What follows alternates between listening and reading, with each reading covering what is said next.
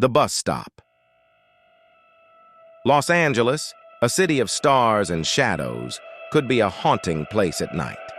I had always tried to avoid late-night bus rides, but on this particular evening I had no choice. My work shift had stretched well past midnight, and I found myself standing alone at a dimly lit bus stop. The street was deserted, and the only sounds were the distant hum of traffic and the occasional flickering of streetlights. I checked my watch anxiously. It was 2 a.m. and the bus was running late. Finally, the headlights of the bus appeared in the distance, a tiny pinprick of light in the dark. The bus pulled up to the curb and I climbed aboard, grateful to be on my way home. The bus was nearly empty, with only a few scattered passengers. I found a seat near the back and settled in, hoping to make the journey as uneventful as possible. The city outside was cloaked in darkness, the buildings looming like silent sentinels.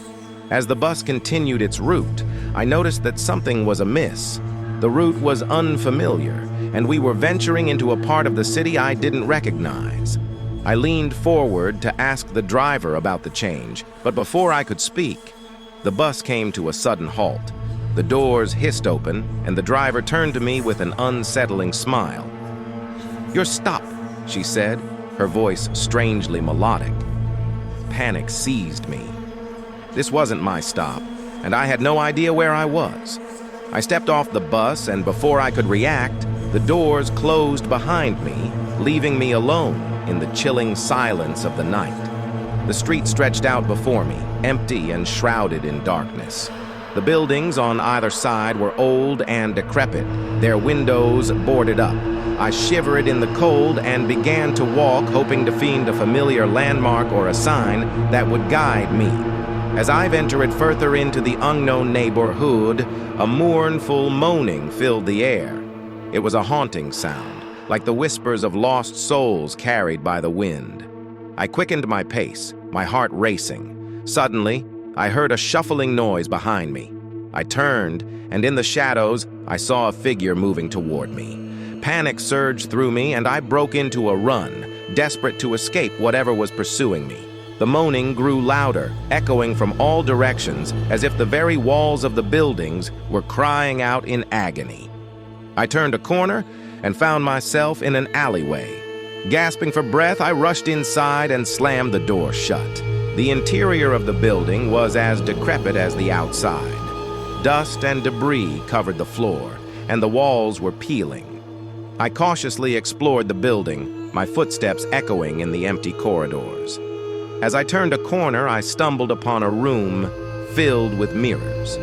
Their reflective surfaces were warped and twisted, showing grotesque and nightmarish images. In each reflection, I saw something different. A sinister figure lurking in the shadows, a distorted face contorted in pain, a skeletal hand reaching out to grasp me. I backed it away from the room, my heart pounding, and continued my search for an exit. Hours passed, or perhaps it was days. I had lost all sense of time as I wandered through the decaying building.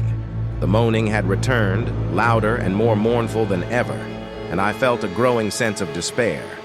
Finally, I found a stairwell that led me to the building's rooftop.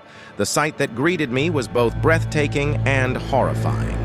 The rooftop overlooked the city, but it was a distorted, nightmarish version of Los Angeles. The buildings were twisted monstrosities, their shapes contorted and unnatural.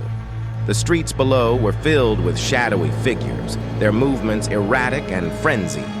I realized with horror that I had been transported to some alternate reality, a place where the city had become a dark and malevolent entity. Desperation overtook me, and I screamed for help, but my cries were drowned out by the mournful moaning that seemed to emanate from the very sky itself. I was trapped, alone and helpless in this nightmarish realm. As I stood on that rooftop, gazing out at the twisted landscape of this alternate Los Angeles, I knew that I would never escape. I had ventured too far into the darkness, and now I was lost forever in the nightmarish depths of the city's hidden horrors. The bus ride had become a journey into the unknown, a descent into a world of nightmares and despair from which there was no escape.